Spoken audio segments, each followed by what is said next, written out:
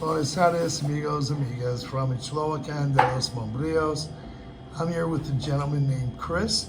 He lives in Centro, Ixtlahuacán, and I met him about an hour ago. We've been talking, we're having coffee, a juice, and he brought me over to this nice Mexican restaurant, small traditional Mexican restaurant.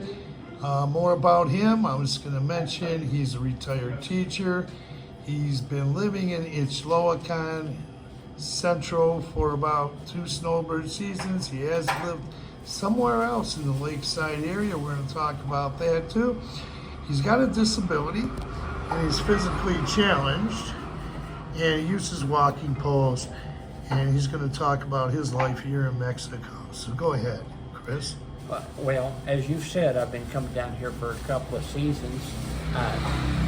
I enjoyed the lakeside atmosphere of Ajijic and Riberas del Pilar, but I also noticed one of my goals of coming down to Mexico was to learn more about the culture and to learn another language.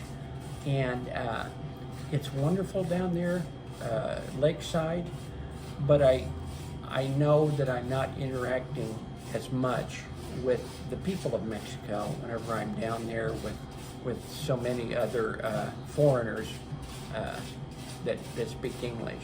And so I decided to move to a smaller town, Ixtlahuacán de los Membrillos here, close to Guadalajara, so it's easy to get to. And it's also got that wonderful small town vibe, but it's a beautiful town to live in. I've had a chance to see several small towns in the area, and I think how great it would be to live in some of those small towns. Well, whenever I'm being driven back into Ixtlahuacán, I always think, but this little town is so beautiful. It's really beautiful. And you start getting to know the people here. I'm able to pick up more of the language. I am by no stretch of the imagination fluent, but basically it's a lot of fun. I really enjoy it. Now, I want to mention, how did I meet Chris? I was walking around the plaza and I was across the street and Chris was communicating in Spanish with a Mexican resident. And I noticed him there and I waited for him to finish this conversation, and let's tell him what I did. I walked up to Chris here and I started speaking in Spanish, and I was speaking in Spanish for a couple of minutes, and you thought I was Mexican. I did.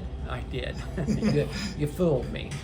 Yeah, so I don't go ahead and do that, but I was talking with him in Spanish, all Spanish, and he didn't know I was from the U.S., and eventually I just told him, yeah, I'm from the U.S. just like you, and but he was communicating. You were speaking some Spanish, so you're saying that by living here, you've been learning it better than say if you were to live in Ajijic or Riberas del Pilar, because you did live in Ajijic for how long before? I had been. This was the winter right after COVID. Started shutting down, and everybody was traveling more. So it was that winter I came and stayed for 3.5 months in Ajijic, and not knowing where I should be, and the traveling situation in the city. I unfortunately was in a beautiful area, La Floresta, there in Ajijic, but again, I didn't have a car, and so anytime I needed to get anywhere, I had to call a taxi, and I would go out and shop about once or twice a week, and it was a beautiful place to be for the winter, but it was not a great place for me.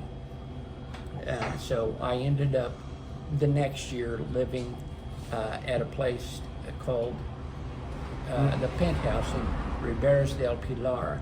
That was a wonderful experience. I got to know several people there. But again, that was kind of a contained situation where it was all foreigners living there.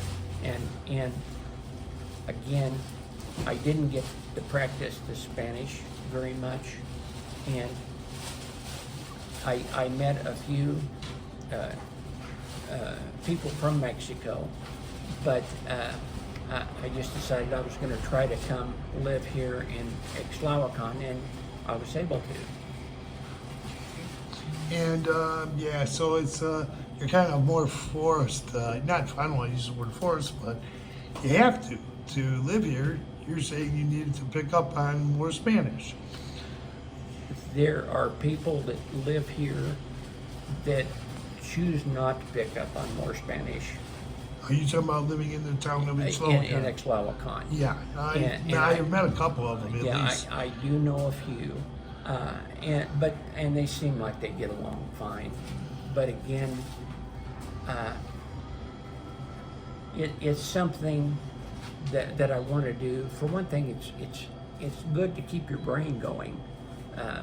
Learning a new language is difficult. It's good exercise for your mind. Yes, and you mentioned you've been doing Duolingo for some time too, and that's helped you out a lot too, right? It gives me a good vocabulary, but at the same time,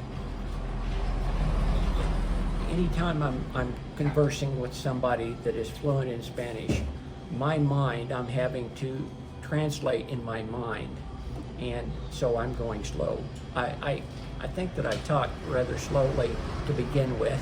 And so, No, that's fine. Yeah. Now I want to mention to the viewers, I am not fluent in Spanish, but I'm always learning, and people, all they need to do is just try to learn. Put a little effort, Yes. Yeah, so people who live here in this town or that aren't Spanish speakers. Now, we have talked, we spent some time. There is only, beside you, I believe, in the town here, on this side of the highway, on this side, in this area here, there's only one other expat, and I think. No, there's actually several. I know another Canadian couple that lives here. But do they live in the town, or do they Yes. live on the other side of the express? They do live in town. Okay. And then I met a few others when basically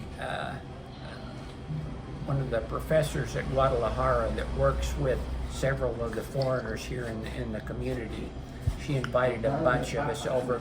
So I met a few other people that I know do live in town. Oh, okay. But for some reason, a lot of the expats don't always show up in the middle of town. Yeah, Centro. right. You don't see them Yeah, very much. yeah. And I know that there's probably, I think, more that live across, and I was told that more of them live across the highway, but on the other side of the highway in Ixtlahuacán, but they live in Aguas Escondidos, which is a fractamento. Yes. So more of them live there. Yeah, there's a good mix of foreigners and people from Mexico that live in Agua Escondida. Yeah, across the, and there's that bridge they could walk, or I see a lot of them drive here too. Yes. Yeah, it's a fractamento, and there's homes there, yeah. Now, you love coming to this traditional Mexican restaurant, you were telling me. Oh yeah. I've known Betty, La Dueña, the owner, for a while. Berta Alicia is her name. She is a nice lady. She's nice. We were just speaking, she's got a lot of fresh food. Yes. Fresh. So I actually eat at Betty's restaurant just about every evening. Okay, we got to plug this restaurant, Betty's restaurant here. Yeah. And what's the calle here? Calle aquí, señora Betty? Calle aquí? Independencia 14. Okay, Independencia 14. Now that is the address, 14, 14. La dirección. Okay, 14 Independencia. Yeah, it's really nice. It's only about a block from Centro. So, you told me, of course, you're a science, you were a science teacher, retired science teacher. Yes. And you were telling me you have also a strong interest in astronomy, and you always have had. You have a friend here. I think it's in Poncetlan. Yes, yes. You want to talk more about your friend? And then I want to tell the viewers, this gentleman, other than probably Dan and Sylvia, and my friends, and myself, you're probably the only one I've ever met that went to Hawaii. So you want to tell us about travels around here and the towns? Oh, well, again, I'm still involved in science outreach. In the small college town where I live, there's an astronomy department at the university. I help out with them and at the state park back in Missouri in the United States, and I've been doing that down here. During like the first quarter moon, I would take my telescope out on the plaza and set it up for the children and the people to come see the moon, and for a lot of them it's the first time they've had a chance to use a telescope, to look through a telescope. And there's nothing in the world like seeing the moon with your own eyes through a telescope. You see pictures, but it's just not the same. And just like everybody that I've ever dealt with here or in the United States, they want to get their phones out and take pictures.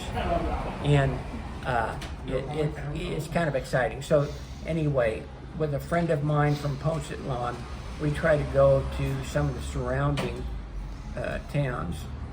We've been to the other end of Lake Chapala, a place called Hamai. Yeah, it's beautiful. I think it has the longest Malecon on the north side of Lake Chapala.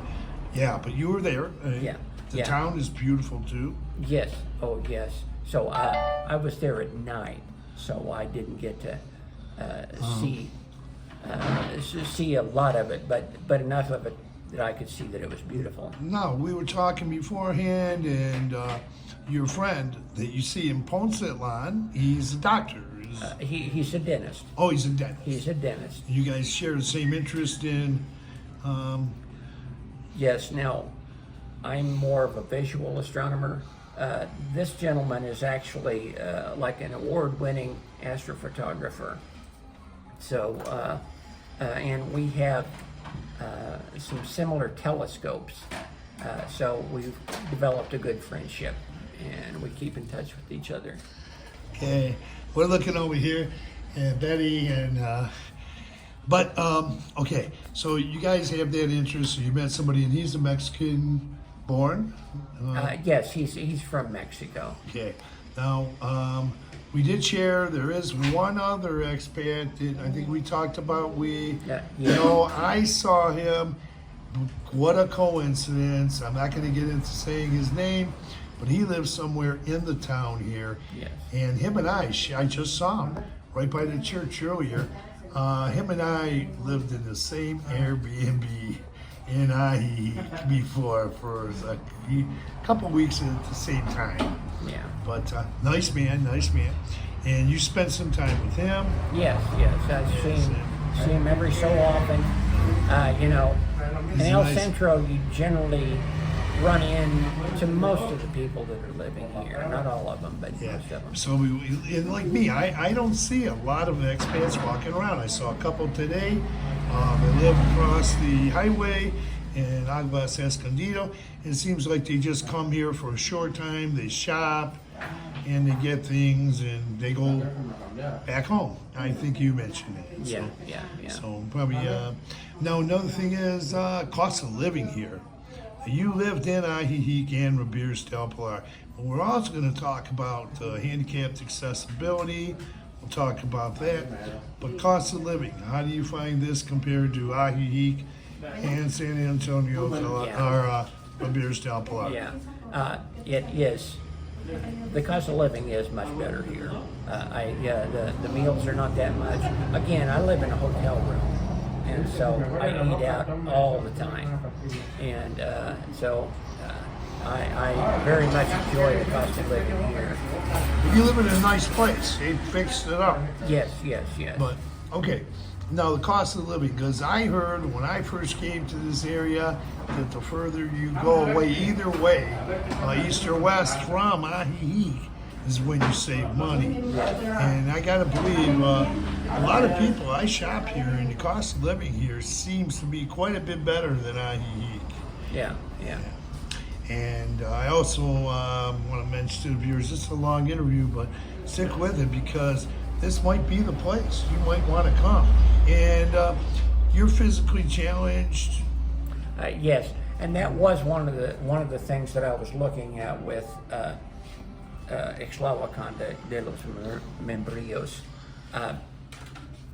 The streets downtown, they have ramps going up onto the sidewalks, and some of the streets, or some of the sidewalks through the streets, get rather narrow, but everybody here in Ixtlahuacán knows who I am, and most of the time they give me plenty of room. Everybody here is really kind, and it's an enjoyable place to live. It's not as fast paced like Ahihi or some of the other towns. Tranquilo. It's más tranquilo. Yeah, right. So, but the other towns are great. You know, we both said that. But for you, this is a good fit. Yes, and again, I've had a chance to visit a lot of the small outlying towns, and every place that I look at, I always think, well, this would be a nice place to live. But whenever I'm coming back in, it's kind of like, no, I want to stay here. Now, one other question. Do you ride the motor taxis at all? Because I rode them. They're great, aren't they? I do. I get a big kick. Some of the streets, that is one of the other things that I enjoy about this town, is most of the streets are nice and level, not the cobblestones like they have in some of the towns on the north side of the lake, and which makes it much easier for me. But there is some streets whenever you get over to the town of Los Aguilias that have cobblestones, but then they have two areas for the wheels. But the bricks, bricks, that are nice and flat.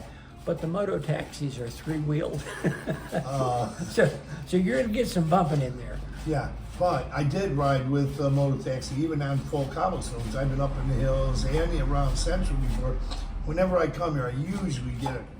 But do you ride them around town, like on the flat parts, where the streets are smooth? Like, say, a lot of Mexican residents use them.